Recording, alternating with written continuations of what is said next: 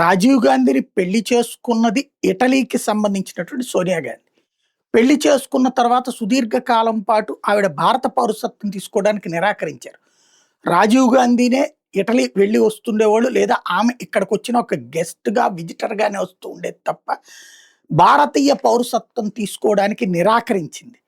Even Indira Gandhi మరణం తర్వాత అసలొద్దంది. కానీ రాజీవ్ గాంధీ పట్టుబట్టి ఆమెని ఇక్కడే ఉండాలని చెప్పారు. అంతకు ముందు జరిగినటువంటిది 1983 సంవత్సరంలో ఇందిరాగాంధీ ఇంట్లో విదేశీ పౌరురాలు, ఒక దేశ ప్రధానమంత్రి ఇంట్లో విదేశీ పౌరురాలు, అది కూడా భారతదేశం అప్పుడు రష్యాతో కలిసి ప్రయాణిస్తున్నటువంటి వేళ అమెరికాతో లింకులో ఉండేటటువంటి యూరప్ దేశాలకు సంబంధించినటువంటి ఇటలీకి సంబంధించినటువంటి ప్రధానమంత్రి వచ్చి, ఇటలీకి సంబంధించినటువంటి మహిళ వచ్చి అటు ట్రావెల్ అవుతూ ఉండటం భారత ప్రధానమంత్రి ఇంట్లో అన్నటువంటిది పెద్ద చర్చ వచ్చినటువంటి సందర్భంలో అప్పుడు ఆమె భారత పౌరసత్వం తీసుకున్నారు. 1983లో తెలుగుదేశం పార్టీ మొట్టమొదటిసారి విజయం సాధించినటువంటి సంవత్సరం.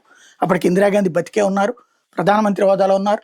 అప్పుడే కదా ప్రభుత్వాన్ని దించి, ఎన్టీఆర్ని దించి తీసుకెళ్ళి తర్వాతన మళ్ళీ చివరికి ప్రభుత్వాన్ని వెనక్కిచ్చి, ఆ తర్వాత ఎన్టీఆర్ తీసింది 85లో కొత్తది ఇదంతా. ఆనాడు ఇందిరాగాంధీ ఆంధ్ర రాజకీయాల్ని కూడా శాసించాలనుకున్నారు, కథ నడిచింది. అలాంటి ఇందిరాగాంధీ కోడలైనటువంటి సోనియా గాంధీ 83లో పౌరసత్వం తీసుకుంటే 80వ సంవత్సరంలోనే ఆమె ఓటు హక్కు వినియోగించుకుంది. తప్పుడు కాగితాలతో ఓటు సంపాదించింది, ఓటు హక్కు కూడా వినియోగించుకుందంటూ విఠల్ అనేటటువంటి వ్యక్తి వేసిన పిటిషన్ మీద ఢిల్లీ హైకోర్టు ఇప్పుడు ఆమెకు నోటీసులు ఇచ్చింది. ఆమెతో పాటు ఢిల్లీ పోలీసులకు కూడా నోటీస్ ఇచ్చింది దీని మీద విచారణ చేయమని.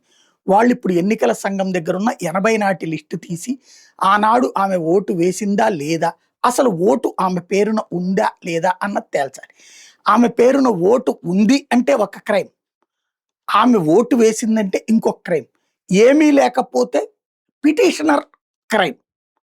ఇది తేలాల్సి ఉంది.